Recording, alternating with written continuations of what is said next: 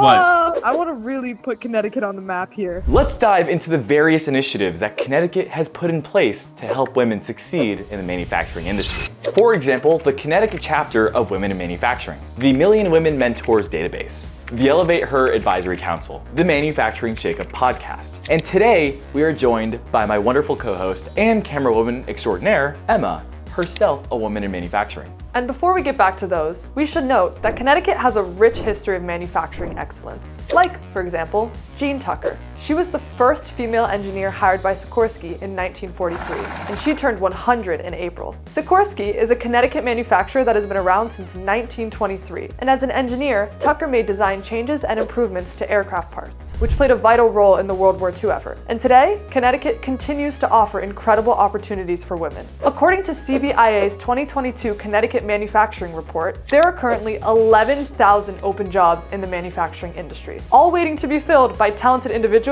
like you.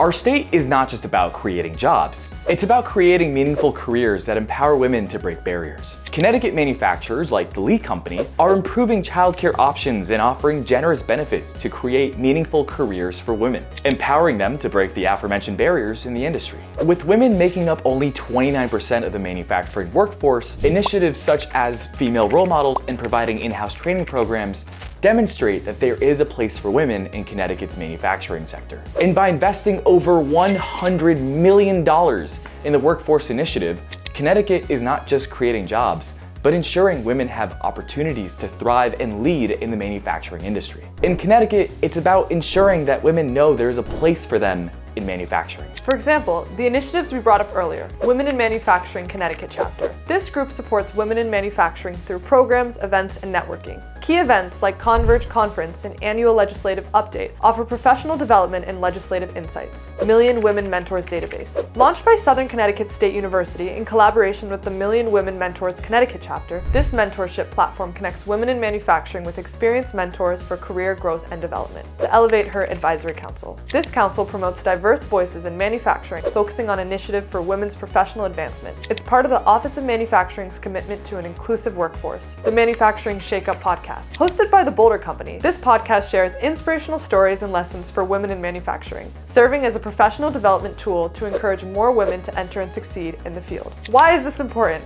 Why?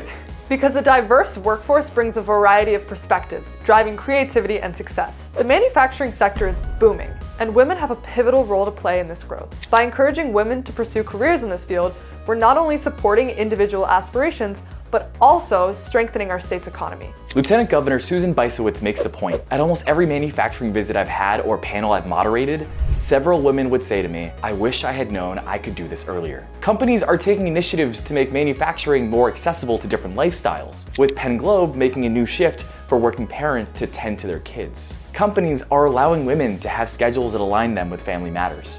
The state's commitment to innovation, especially in the workforce, is evident in the success stories we see every day. So why choose Connecticut manufacturing? That the great thing with women is we create community. Women are, by definition, we are traditionally center of families and centers of community. And manufacturing, particularly in Connecticut, has a lot of that. A lot of our companies are small, they're family owned, and women bring a very different perspective to the workforce. The whole idea of it really came out the Elevate Her, the advisory council that Paul convened. The main focus of the podcast is to provide 20 minutes of professional development a week, right? Being able to see someone else who has a role in manufacturing, who has had a successful journey up to whatever part of their journey they're at. I think there are a lot of opportunities for women in Connecticut, specifically in manufacturing, only because there are so many manufacturers here. So there really is a very large network of people. You just have to be willing to reach out to find them. Make something incredible. Find a career or find training in manufacturing within our great state. Check out manufacturing.ct.gov. Or, if you haven't already, become a Connecticut manufacturing ambassador like me at mfgambassador.com. Lastly, if you want to hear more women in manufacturing success stories, check out the Manufacturing Shakeup. Thanks. See you next time.